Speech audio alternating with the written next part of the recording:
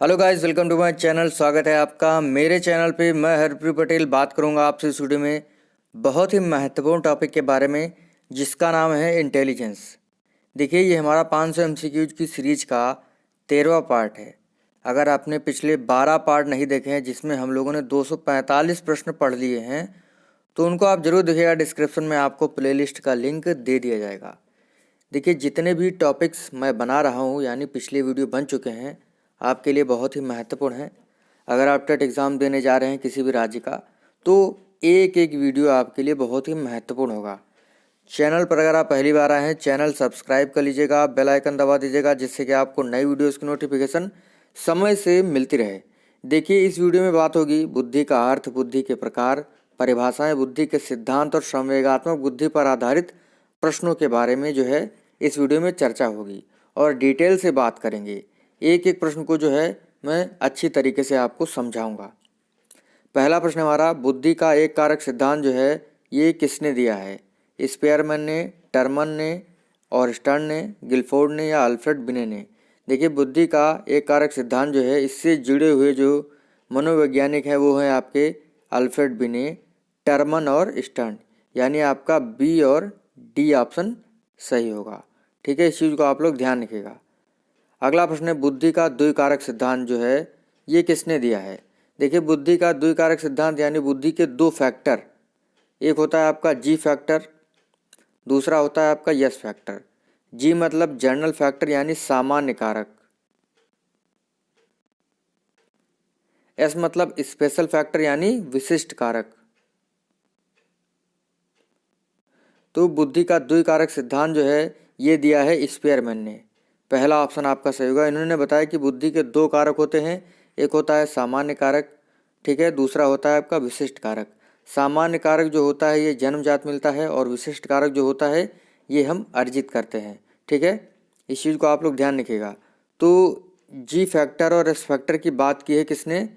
Spearman ने। इसी वजह से इनके सिद्धांत को द्विकारक का सिद्धांत कहा जाता है। लेकिन एक इन्होंने तीसरा फैक्टर जोड़ दिया जिसे जीएस फैक्टर कहते हैं, जिसकी वजह से इनका द्विकारक का सिद्धांत जो है वो त्रितत्व का सिद्धांत भी कहा जाता है, त्रिकारक सिद्धांत भी कहा जाता है। ठीक है, इस चीज़ को आप लोग ध्यान रखिएगा। अगला प्रश्न है, बुद्धि का त्रिआयामी सिद्धांत जो है किसने दिया? थांडाइक ने, थॉमसन ने, गिलफोर्ड ने, स्किनर ने? बुद्धि का त्रिआयामी सिद्धांत, तीन आयाम गिल में फंस गए, तो कौन सा ऑप्शन सही होगा? आपका ऑप्शन सी सही होगा। तीन आम, गिल मतलब गला मान लीजिए और फोड़ मतलब फोड़ दिए। तीन आम गले में फंस गए और गले को फोड़ दिया। इस तरीके से इसको याद रखिएगा। अगला प्रश्न है, गिलफोर्ड ने बुद्धि के कितने आयाम बताए थे? 2, 3, 4, 6? देखिए, गिलफोर्ड ने बुद्धि के 3 आयाम बताए थे। कितने आयाम? 3 आयाम। पहला बताया था आपका संक्रिया। क्या बताया था? संक्रिया। संक्रिया को प्रक्रिया भी कहते हैं। क्या कहते हैं? प्रक्रिया। इंग्लिश में इसे ऑपरेशन कहते हैं। दूसरा बताया था विषय वस्तु। क्या बताया था? विषय वस्तु या अंतर वस्तु। तीसरा बताया था आपका उत्पाद, उत्पाद या परिणाम। ठीक है, विषय वस्तु को जो है इंग्लिश में कॉन्टेक्ट और उत्पाद को या उत्पादन को या परिणाम को जो है प्रोडक्ट कहते हैं। ये 3 आयाम बताए हैं गिलफोर्ड महोदय ने। 1967 में जो है 1969 में जो है गिलफोर्ड महोदय ने बुद्धि का त्रिआयामी सिद्धांत दिया था। गिलफोर्ड जो थे ये अमेरिका के निवासी थे। अगला प्रश्न है, गिलफोर्ड ने 1967 में बुद्धि में कितने कोष बताए थे? 120, 150, 180 या 200? तो गिलफोर्ड ने 1967 में बुद्धि में जो है 120 कोष बताए थे। कितने कोष बताए थे? 120 कोष। ठीक है, सर्वप्रथम बुद्धि का 3D मॉडल जो है वो बुद्धि का त्रिआयामी सिद्धांत ही कहलाता है, जो कि किसने दिया था? गिलफोर्ड महोदय ने दिया था। ठीक है, अगला प्रश्न है, 1980 में बुद्धि में कोष कितने हो गए थे? गिलफोर्ड ने कितने बताए थे? 120, 150, 180 या 200? तो ये 1980 में जो है गिलफोर्ड महोदय ने 180 बताए थे। और 1977 में जो है बुद्धि के कोष जो है कितने बताए थे? 150, 150। इस चीज़ को आप लोग ध्यान रखिएगा। अगला प्रश्न है, बुद्धि का बहुकारक सिद्धांत जो है किसने दिया है? थ्रस्टन ने, थांडाइक ने, हैब ने, थॉमसन ने? जो बुद्धि का बहुकारक सिद्धांत है वो दिया है थांडाइक महोदय ने। इसको कैसे याद रख सकते हैं, बहु जब हम लेने जाते हैं तो डाई लगा कर जाते हैं, ठीक है। और जो बुद्धि का बहुकारक सिद्धांत है ये जो है थांडाइक महोदय ने दिया। और अगला जो प्रश्न है उसी की बात मैं करने वाला था। प्रश्न है, बालू के टीले से किस बुद्धि के सिद्धांत की तुलना की गई है? द्विकारक सिद्धांत की, त्रिआयामी सिद्धांत की, बहुकारक सिद्धांत की या द्विकारक सिद्धांत की? 2 बार हो गया, कोई बात नहीं। तो बालू के टीले से तुलना जो है बहुकारक सिद्धांत की गई है। आपका सी ऑप्शन जो है सही होगा। अगला प्रश्न है, प्राइमरी मेंटल एबिलिटी जो पुस्तक है ये किसकी है? स्किनर की, पावलोव की, थ्रस्टन की, फिलिप बर्नन की? तो प्राइमरी मेंटल एबिलिटी जो पुस्तक है ये है आपकी थ्रस्टन महोदय की। सी ऑप्शन आपका सही है। देखिए अगला प्रश्न है, बुद्धि का समूह कारक सिद्धांत जो है किसने दिया है? देखिए जो समूह का जो वजन होता है वो टन में होता है, इस तरीके से याद रख सकते हैं इसको। तो बुद्धि का समूह कारक सिद्धांत जो है थ्रस्टन ने दिया था। इन्होंने 1938 में बुद्धि का समूह कारक सिद्धांत दिया था। और इन्होंने बताए थे कि बुद्धि के 13 तत्व होते हैं, लेकिन जो प्रचलित हैं वो 7 ही प्रचलित हैं। कौन कौन से हैं मैं अभी आपको बताता हूँ। पहले अगला प्रश्न देख लेते हैं। प्रश्न है, थ्रस्टन कहाँ के निवासी थे? इंग्लैंड के, यूएसए के, जापान के, फ्रांस के?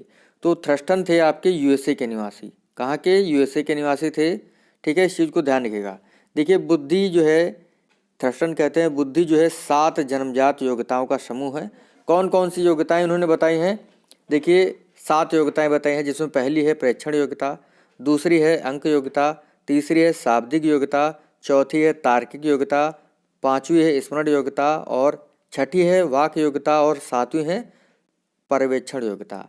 इन 7 योग्यताओं का जो समूह होता है वो इंटेलिजेंस होता है, यानी बुद्धि होती है। ये कहते हैं थ्रस्टन महोदय, ठीक है। इस पॉइंट को ध्यान रखिएगा, ठीक है। देखिए अगर आपको कोई भी चीज़ समझ में नहीं आ रही है तो दोबारा जो है वीडियो को देख सकते हैं। अगला है, बुद्धि का तरल ठोस सिद्धांत जो है किसने दिया है? आरबी कैटल ने, फिलिप बर्नन ने, थॉमसन ने या वाटसन ने? ठीक है, बुद्धि का तरल ठोस सिद्धांत जो है किसने दिया है? आरबी कैटल ने। देखिए इसको कैसे याद रखेंगे, ठोस केतली में तरल चाय, ठीक है, इस तरीके से याद रखिएगा। देखिए जो तरल बुद्धि होती है, जो तरल बुद्धि होती है वो आपकी जन्मजात होती है। कैसी होती है? जन्मजात होती है। और जो ठोस होती है वो अर्जित बुद्धि होती है। अगला प्रश्न है, बुद्धि का पदानुक्रमिक सिद्धांत जो है किसने दिया है? गिलफोर्ड ने, फिलिप बर्नन ने, पियाजे ने, कैटल ने? देखिए जो हमारी शर्ट में बटन लगी होती हैं वो क्रम से लगी होती हैं, तो फिलिप बर्नन, बर्नन को मान लीजिए बटन, और पदानुक्रमिक यानी क्रम से, जो हमारी जो शर्ट होती है उसमें जो बटन लगी होती हैं वो क्रम से लगी होती हैं। तो बुद्धि का पदानुक्रमिक सिद्धांत जो है फिलिप बर्नन ने दिया है। ये कहते हैं जो बालक होता है वो क्रम से सीखता है। जैसे मान लीजिए व्यंजन सीखेगा, पहले का, खा, गा, घा, घा, ठीक है, फिर 2 अक्षरों को जोड़ना सीखेगा, ना और ला, नल, ठीक है, का प्लस ला, कल, फिर इसके बाद जो है और जोड़ देगा, का प्लस ला प्लस मा, कलम। तो इस प्रकार से जो बच्चा होता है वो क्रम से सीखता है। अगला है, बुद्धि का व खा सिद्धांत किसने दिया है? वाटसन ने, थॉमसन ने, हैब ने या नन ने? देखिए बुद्धि का जो का व खा का सिद्धांत है वो हैब ने दिया है। का व खा है, इस तरीके से याद रख सकते हैं इसको। देखिए जो का है वो जन्मजात होता है और खा जो होता है वो आपका अर्जित होता है। अगला है, कौन सा आईक्यू का सूत्र सही है? देखिए जो बुद्धि लब्धि का सूत्र है वो टर्मन ने 1916 में दिया था। देखिए सबसे पहले 1912 में जो है स्टर्न ने दिया था आईक्यू का फार्मूला, जिसमें स्टर्न ने बात की थी कि बुद्धि लब्धि जो होता है वो मानसिक आयु अपान वास्तविक आयु का, मतलब स्टर्न ने कहा था आईक्यू बराबर होता है मानसिक आयु अपान क्रोनोलॉजिकल आयु, यानी मेंटल एज अपान क्रोनोलॉजिकल एज। ये स्टर्न ने कहा था 1912 में कि जो बुद्धि लब्धि होती है वो मानसिक आयु और वास्तविक आयु का अनुपात होता है। लेकिन 1916 में टर्मन ने जो है इसमें 100 से गुणा कर दी और वर्तमान का नया फार्मूला तैयार कर दिया, IQ बराबर MA/CA × 100। MA मतलब होता है मेंटल एज यानी मानसिक आयु, CA होता है क्रोनोलॉजिकल एज यानी वास्तविक आयु × 100। तो कौन सा ऑप्शन आपका सही होगा? देखिए आपका ऑप्शन सी सही है, IQ बराबर इंटेलेक्चुअल क्वोशिएंट जो है ये होता है मानसिक आयु अपान वास्तविक आयु इंटू 100। तो सूत्र के बारे में भी आप समझ गए होंगे। अगला है सामान्य बुद्धि के बालक का आईक्यू कितना होता है? 25, 25 से 49, 90 से 110 या 140 से अधिक। देखिए जो सामान्य बुद्धि का आईक्यू होता है, जो सामान्य बुद्धि जिसके पास होती है उसका आईक्यू 90 से 110 होता है। ठीक है। जड़ बुद्धि जो होता है वो उसकी आईक्यू 25 से कम होती है। ठीक है। देखिए अगला प्रश्न है प्रतिभाशाली बालक की आईक्यू कितनी होती है? 140 से अधिक, 70 से अधिक, 100 से अधिक या 25 से अधिक। देखिए जो प्रतिभाशाली बालक होता है उसकी आईक्यू जो है 140 से अधिक होती है। ठीक है, इस पॉइंट को आप लोग ध्यान रखिएगा। अगला प्रश्न है बुद्धि का भूल भुलैया परीक्षण जो है किसने दिया था? वेस्लर ने, पोर्टियस ने, जॉनसन ने, रूसो ने। तो बुद्धि का भूल भुलैया जो परीक्षण था वो दिया था पोर्टियस ने। अगला है बुद्धि का वस्तु संयोजन परीक्षण जो है किसने दिया? ये दिया था वेस्लर ने। अगला प्रश्न है बुद्धि का बहुबुद्धि सिद्धांत जो है, बुद्धि का बहुबुद्धि का सिद्धांत जो है किसने दिया है? देखिए बुद्धि का जो बहुबुद्धि सिद्धांत है उसके बारे में मैंने डिटेल से वीडियो ऑब्जेक्टिव बनाया हुआ है। ठीक है, ये जो 500 MCQ की सीरीज है उसी में जो है किसी एक पार्ट में बात हुई है बुद्धि के बहुबुद्धि के सिद्धांत के बारे में। फिर भी मैं आपको ब्रीफ नॉलेज इसमें दे दूंगा। प्रश्न है बुद्धि का बहुबुद्धि का सिद्धांत जो है किसने दिया है? ये दिया है हार्वर्ड गार्डनर ने। बहुत बुद्धि हमें कहाँ मिलती है? गार्डन में। देखिए इन्होंने जो है 7 प्रकार की बुद्धि बताई सर्वप्रथम, फिर 8वीं बुद्धि जो है 1998 में बताई जिसका नाम इन्होंने दिया प्रकृतिवादी बुद्धि। क्या दिया? प्रकृतिवादी बुद्धि। और उसके बाद 9वीं बुद्धि बताई सन 2000 में जिसको नाम दिया अस्तित्ववादी बुद्धि। यानी कुल इन्होंने 9 प्रकार की बुद्धि के बारे में बात की है।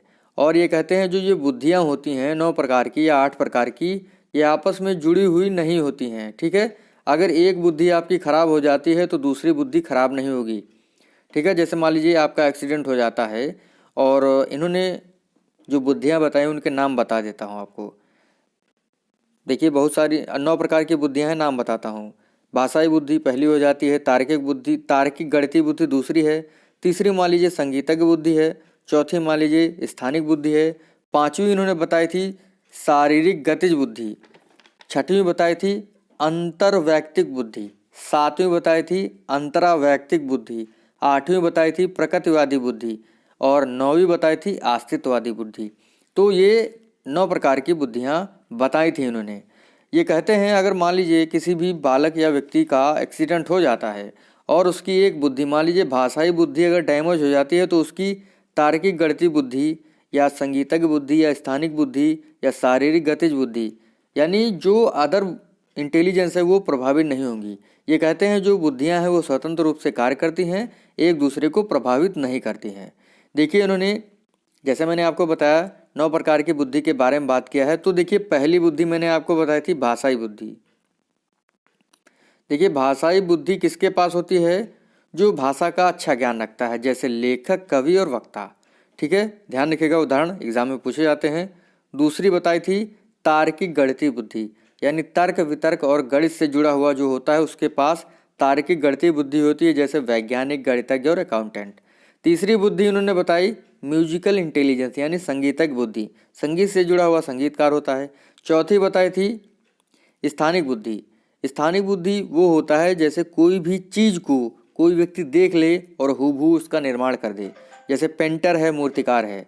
उसके बाद 5वीं बुद्धि इन्होंने बताई शारीरिक गतिज बुद्धि, यानी शरीर को मोड़ देना किसी भी परिस्थिति के अनुसार। वो उसके मतलब जिस व्यक्ति के अंदर ऐसा होता है कि वो परिस्थिति के अनुसार अपने शरीर को मोड़ लेता है, उसके पास शारीरिक गतिज बुद्धि होती है, जैसे डांसर है, जिम्नास्ट है, योगा मास्टर है, कोरियोग्राफर है, फुटबॉल प्लेयर है या क्रिकेट प्लेयर है। ठीक है, उसके बाद उन्होंने बताई अंतर्वैयक्तिक बुद्धि, 6वीं।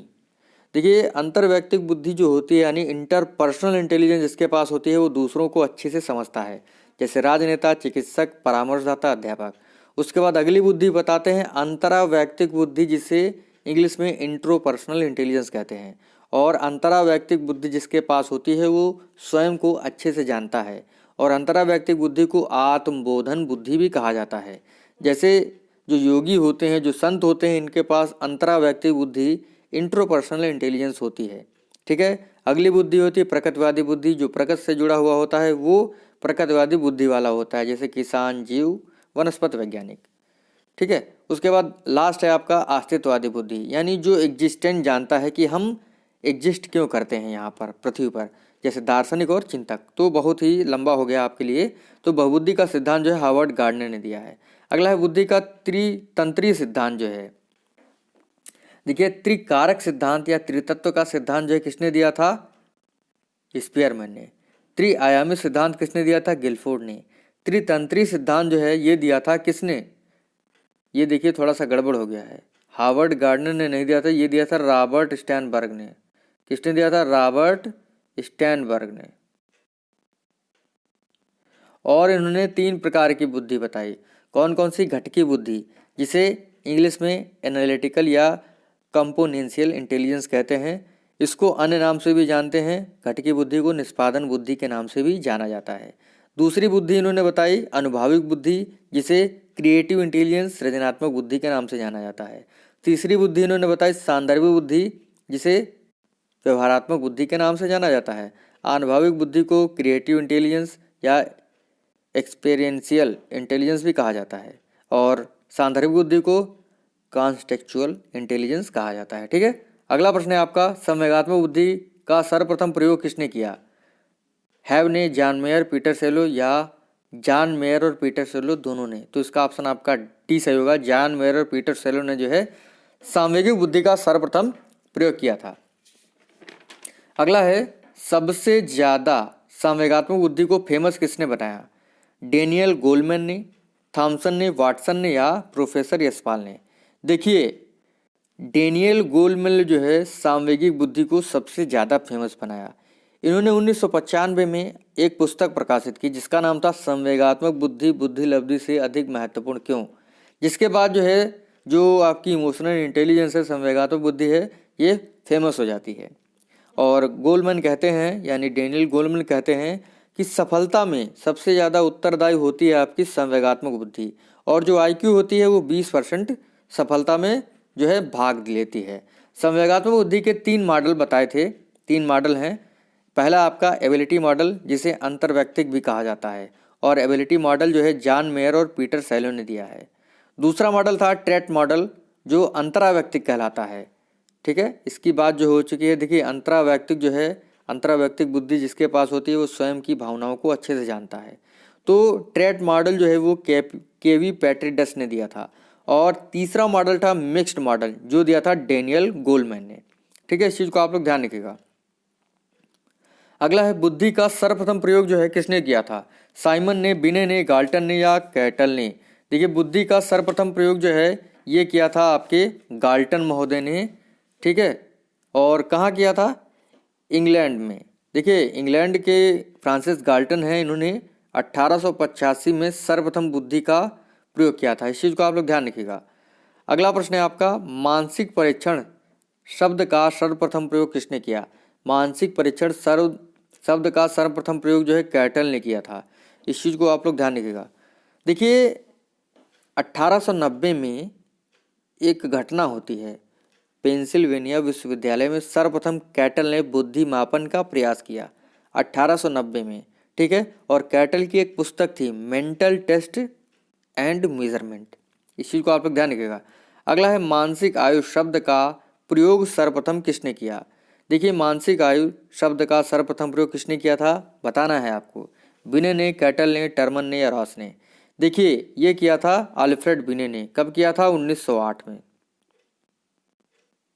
ठीक है, अगला प्रश्न है, बुद्धि शब्द का सर्वप्रथम प्रयोग किसने किया। बुद्धि लब्धि शब्द का सर्वप्रथम प्रयोग किसने किया, कैटल ने, टर्मैन ने, रॉस ने, रूसो ने। तो ये किया था टर्मैन ने। अगला प्रश्न है, प्राथमिक बुद्धि या कह सकते हैं प्राथमिक बुद्धि परीक्षण जो है कब हुआ था, 1902 में, 1904 में, 1905 में, 1906 में। देखिए प्राथमिक बुद्धि जो बुद्धि परीक्षण था ये आपका 1905 में हुआ था, और किसने किया था, अल्फ्रेड बिने ने किया था। और ये जो प्राथमिक बुद्धि परीक्षण है ये 3 से 14 वर्ष के बालकों के लिए माना जाता है। ठीक है, और इसमें 30 प्रश्न कुल पूछे गए थे। ठीक है, इस चीज़ को आप लोग ध्यान रखिएगा। तो सर्वप्रथम बुद्धि परीक्षण जो है 1905 में अल्फ्रेड बिने ने किया था और इनके सहयोगी थे साइमन। ठीक है। और 1908 में देखिए 1908 में जो है जो आपका 1905 का जो बुद्धि परीक्षण था इसमें संशोधन करते हैं आपके अल्फ्रेड बिने और मानसिक आयु शब्द का प्रयोग करते हैं। ठीक है, इस चीज़ को आप लोग ध्यान रखिएगा, ज़्यादा जानने की ज़रूरत नहीं है, बाकी मेन चीज़ें जो है मैं आपको बता दे रहा हूँ। अगला है आर्मी अल्फ़ा बुद्धि परीक्षण जो है ये किसके लिए होता है? पढ़े लिखे लोगों के लिए, अनपढ़ लोगों के लिए, दोनों, यानी पढ़े लिखे लोगों के लिए, अनपढ़ लोगों के लिए, दोनों के लिए, या इनमें से किसी के लिए नहीं? देखिए जब वर्ल्ड वार 1 चल रहा था, प्रथम विश्व युद्ध चल रहा था, तो 1917 में ओटी यर्क्स ने सेनाओं में भर्ती करने के लिए सामूहिक बुद्धि परीक्षण किए। तो आर्मी अल्फ़ा जो बुद्धि परीक्षण था, देखिए आर्मी अल्फ़ा और आर्मी बीटा ये दो सामूहिक बुद्धि परीक्षण थे, और जो आर्मी अल्फ़ा था ये सामूहिक शाब्दिक बुद्धि परीक्षण था जो कि पढ़े लिखे लोगों के लिए था। मैंने आपको याद करने की ट्रिक बहुत ही बार बताई है। आर्मी अल्फ़ा यानी A1 ग्रेड के आदमी यानी पढ़े लिखे आदमी, और आर्मी बीटा यानी अनपढ़ लोग, और आर्मी बीटा जो था वो सामूहिक अशाब्दिक बुद्धि परीक्षण था। तो इस चीज़ को आप लोग ध्यान रखिएगा। अगला प्रश्न है, भारत में प्रथम बुद्धि परीक्षण किसने किया? हाफमैन ने, प्रोफेसर यशपाल ने, CH राइस ने, या प्रोफेसर लज्जा शंकर ने? देखिए भारत में सबसे पहला बुद्धि परीक्षण कब हुआ था? 1922 में हुआ था। इस चीज़ को आप लोग ध्यान रखिएगा। और कहाँ हुआ था? FG कॉलेज लाहौर में हुआ था। और किसने किया था? FG कॉलेज लाहौर के प्रिंसिपल CH राइस ने किया था। ठीक है, सी ऑप्शन आपका सही होगा। अगला प्रश्न है, देखिए अब परिभाषाएं हैं। बुद्धि अमूर्त विचारों के बारे में सोचने की योग्यता है, यह कथन किसका है? टर्मन ने ये कहा है, मन ने कहा है, नन ने कहा, या बर्ट ने कहा है? बुद्धि अमूर्त विचारों के बारे में सोचने की योग्यता है, ये कहा है टर्मन ने। इस चीज को आप लोग ध्यान रखिएगा। ठीक है। अगला प्रश्न, सीखने की योग्यता जो है ये परिभाषा किसकी है? नन की, मन की, टर्मन की, बकिंघम की? सीखने की योग्यता बुद्धि है, ये कहा है बकिंघम महोदय ने। अगला है, नवीन परिस्थितियों को झेलने की नमनीयता, नवीन परिस्थितियों को झेलने की मस्तिष्क की नमनीयता ही बुद्धि है, यह स्टेटमेंट किसका है? मन का, नन का, बर्ट का, या बर्ड का? देखिए ये है मन का। मन है, नन है, बर्ट है, बर्ड है, तो थोड़ा कन्फ्यूजन रहती है, लेकिन जो है आप ध्यान से पढ़ेंगे तो आपको याद रहेगा ये। अगला है, बुद्धि कार्य करने की एक विधि है। मैंने आपको बताया था बुद्धि कार्य करने की विधि है, क्या कथन किसका है? हर्बर्ट का, डियर बर्ट का, या वुडवर्थ का? तो वुड यानी लकड़ी पर कार्य करने की एक विधि होती है, तो आपका ऑप्शन जो है डी सही होगा। अगला प्रश्न है, अनुभव के अनुसार लाभ उठाने की योग्यता ही बुद्धि है, यह कथन किसका है? वाटसन का, डियर बर्ड का, थॉमसन का, या बर्ट का?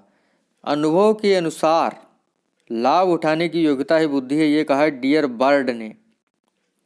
अगला प्रश्न है, उचित प्रकार से समझने, विचार करने व तर्क करने की योग्यता बुद्धि है, ये किसने कहा है? ये कहा है बर्ट महोदय ने। अगला प्रश्न है, मेंटल टेस्ट एंड मेजरमेंट पुस्तक किसकी है? कैटल की, नन की, टर्मन की, या स्टर्न की? अभी मैंने आपको बताया था ये पुस्तक किसकी है? कैटल महोदय की है। आपका ऑप्शन पहला सही होगा। अगला है, टर्मन ने IQ का फार्मूला कब दिया था? 1912 में, 16 में, 1918 में, 1920 में? टर्मन ने बुद्धिलब्धि का फार्मूला जो है 1916 में दिया था, और इन्होंने बताया था IQ बराबर MA/CA इंटू 100।